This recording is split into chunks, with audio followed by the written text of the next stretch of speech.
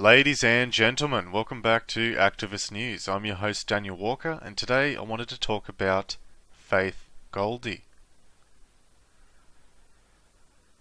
Disinformation is defined as misinformation that is deliberately inseminated in order to influence or confuse its rivals. It is something that is constantly used by the mainstream media and even the alternative media.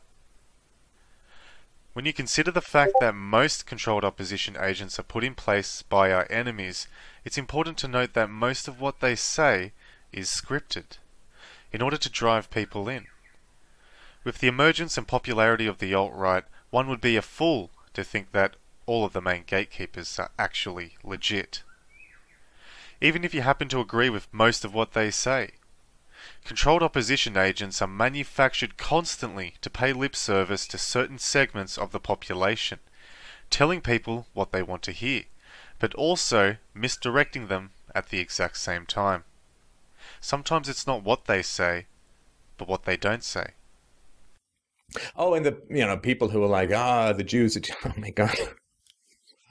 Oh, people, if you don't understand IQ and its role in society, you're really just flying blind. And I can understand. It's like the Jews run everything. Well, we do. The Jews run all the banks. Well, we do. The Jews run the media. Well, we do. These people don't know what the Holocaust was. They don't know. They don't have any living relatives who were in it. Mm-hmm. They, in many cases, don't even really remember 9/11. You know, they haven't lived through these big traumatic events in world history. I don't. People who are obsessed with Jews controlling the world never seem to present any evidence. I mean, I read the news every day. I track the narratives that the mainstream media comes out with. I don't see a big Jewish influence. I mean, Jewish people aren't really that present. You don't really notice them anywhere. People say Jews are too powerful. We're too strong. We're too rich. We control the media. We have too much this. We have too much that. And we often apologetically deny our strength and our power. Don't do that. Don't do that. We have earned the right to influence public debate. We have earned the right to be heard. We have contributed disproportionately to the success of this country. Never, ever apologize for using our strength and our influence in the interest of peace. Many people out there have said things like, Faith Goldy is pro-white, or that she is a conservative woman who is anti-immigration.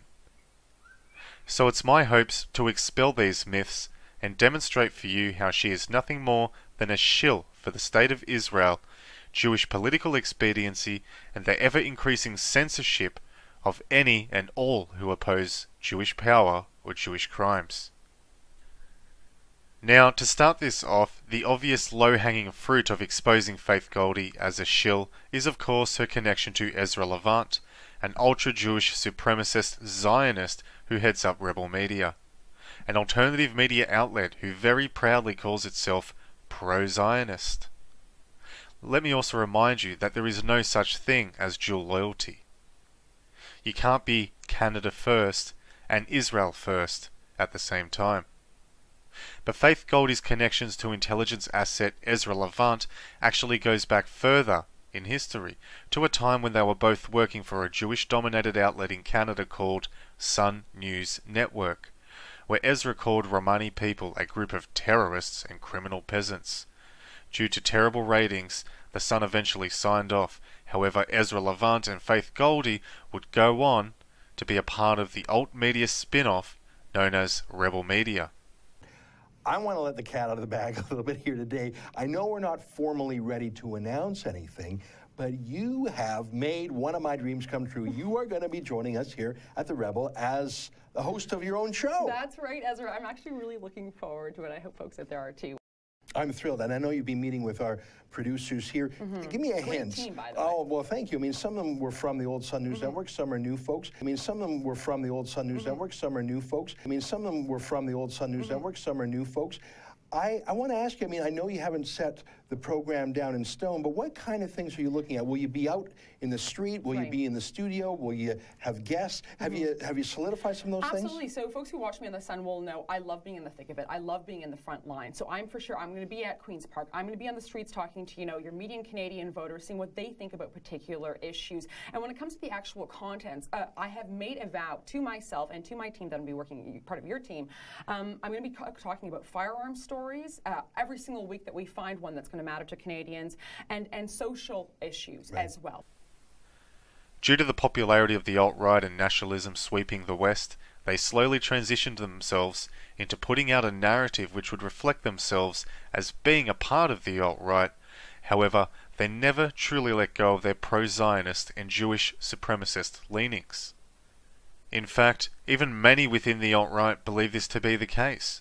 To quote the altright.com, they claim, quote, "There she pushed hardcore conservatism, the batshit cookery of Christian Zionism and the disinformation to obscure Jewish power in the West." Unquote. That is from the altright.com. Meanwhile, boycotts have cost Israel's agricultural sector over 100 million shekels. That's the equivalent of $30 million in the past year alone. But Israel's freedom-loving allies are bent on turning the tide. In what's being called a boycott, the aim of the counter-campaign is simple. Show your support for the Middle East's only democracy by purchasing products marked Made in Israel. One of the ways she proposed of ending the boycott of Israeli goods was by getting her viewers to buy the IWI Tavor, which is a piece of shit gun that has absolutely no accuracy and is not actually even very good. The country is birthplace to the iconic Uzi submachine gun, Galil rifle, and the mammoth Desert Eagle of Hollywood fame. But Israel's latest wonder gun takes things to a whole different level. Meet Israeli Weapons Industries TAR-21, or Tavor. She routinely spoke out about ways of ending the boycott of Israeli goods, and was such a prize jewel of the Zionist narrative that Faith actually ended up in Israel, where she often spoke about how great Israel was to the West and the importance of the Jewish people. She pushed this narrative so hard, she even claimed that the mainstream media is anti-Israel and is hard on Jewish people. I mean, can you believe it? I mean, come on. Does this sound like someone who is pro-white? Or does this sound like someone who is a shill for Jewish interests? Some people would claim that she even got some credibility when she was fired from Rebel Media by Ezra Levant, a known intelligence asset for Israel, but I would argue that this is actually where her true colours became even more obvious, and this actually probably brought her some street cred, if you want to call it that. It's not actually clear if Faith Goldy herself is Jewish, even though the name, like Goldy, is often attributed to Jews and Philo-Semites who are looking to further their career in the media. But one thing is clear, she is truly a Shabbos goy that cannot be trusted. My last name was actually spelled differently with it was my Ukrainian grandfather's last name. And when he came over during the war, he went through the UK where he spent 2 years, and that's where the spelling of his last name changed. And yeah, I'm fully European, and it's a mixture. I actually have a lot more Slav DNA than I had expected. She can claim to be pro-white, but the fact of the matter is, Faith Goldy, who probably uses a fake name, is constantly covering up for Jewish crimes against European people, and always making excuses for Israel. She lies about Palestine, she lies about September 11, she lies about the Holocaust, she lies about the USS Liberty, and she does so for no other reason than the political expediency of the Jewish people and the State of Israel. I would argue that she is anti-European people. If she is so strong and feels so concerned with things like immigration, why not focus on who's bringing the immigrants in? No, she would much prefer to point her direction and her anger at the Muslim people. And what this is a form of misdirection. If you had a hole in your roof, and you had constant buckets of rain coming in and wetting the floor, what would you do? Would you spend all day mopping up? Or would you mop up every time it rained? Or would you actually fix the hole in the roof? Well, Faith Goldy would have you spending the rest of your days mopping up the floor while ignoring the gaping big hole in the roof. Another thing worth considering is her connection to Gavin McInnes, another ultra-Zionist puppet for the Jews. Both of them have admitted in the past to being proud Shabbos goys for the State of Israel. McInnes has at times criticised and dismissed white nationalism, advocating for a race-blind, pro-Jewish Western chauvinism. Meanwhile, the hypocrite vehemently supports full-blown Jewish racial apartheid in Israel. But I think that we have a solution. The only way that we're going to get Bethlehem back is if we launch the next crusade. And I think we should start with Bethlehem, because right now, like you said, 80% of the population is Muslim. Goldy and McInnes hold the position that Israel is exclusive homeland of ethnic Jews, but the West is for the Christians of any race, and even some of the benign religions, so long as they're pro-Jew and support Israel. Huge hypocrisy.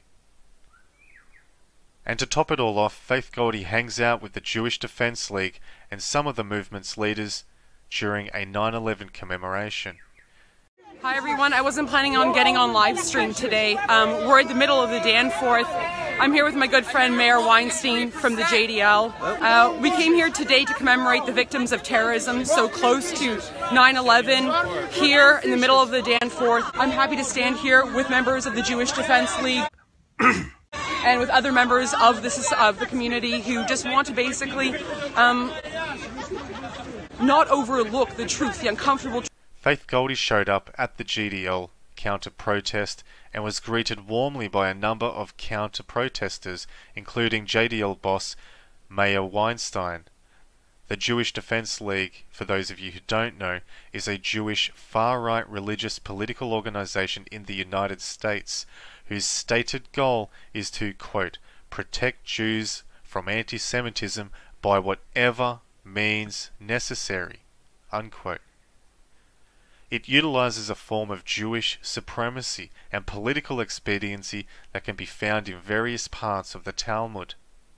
It was classified as a right-wing terrorist group by the FBI in 2001, and according to the FBI, the JDL has been involved in the plotting and executing acts of terrorism within the United States. Basically, anyone who is considered by this group to be anti-Semitic is targeted by the group and at oftentimes murdered. It has been involved in the killings of white nationalists in the past, as well as Palestinian activists and even American citizens, including the murder of American Arab Anti-Discrimination Community Regional Director Alex O'Dea in 1985, the Cave of the Patriarchs Massacre in 1994, and a plot to assassinate Congressman Darrell Issa in 2001. The Jewish Defense League has a direct connection to people currently in power in the State of Israel and high rankings of the Israeli Defense Force. Faith Goldy is even connected to the Center for Israel and Jewish Affairs, a subgroup headed by B'nai B'rith. B'nai B'rith, who also created the Anti-Defamation League, or ADL for short. So she is literally connected to the very same people who are censoring the internet as we speak. Even though B'nai B'rith created the ADL initially to cover up for the Jewish pedophiles and terrorists who are raping Catholic children, she feels her loyalties still lie with them. I believe she has become even more Zionist since she left Rebel Media. Even though she claims to be for free speech, she is all in favor of shutting down people who she deems to be anti-Semitic. Now, even if she's not Jewish, she certainly is a Shabbos goy, which would actually be a lot worse because at least the Jewish people are loyal to their own tribe. She constantly slams any anti-Israeli sentiment as being a left-wing thing, which of course is ridiculous because it's the Jewish people who have brought us things like communism, which has led to the death of 70 million Christian Europeans, and feminism, which is destroying the family unit, and of course gay marriage and gay normalization. Even Jewish woman Amy Dean in Tikkun magazine herself says so. Let us also not forget that the homosexual capital of the world is said to be Tel Aviv, Israel. So folks, just in closing, I want to ask you the question, Do you support Faith Goldy and stand with the Israeli lobby? Or do you see this woman for what she is? A treasonous snake looking to further undermine the West. And on that note, folks, I want to thank you for watching. If you like this video, be sure to give it a thumbs up. And also, let me know your thoughts in the comments section below. If you're new to the channel, be sure to subscribe. And as always, thanks for watching. Take care. God bless.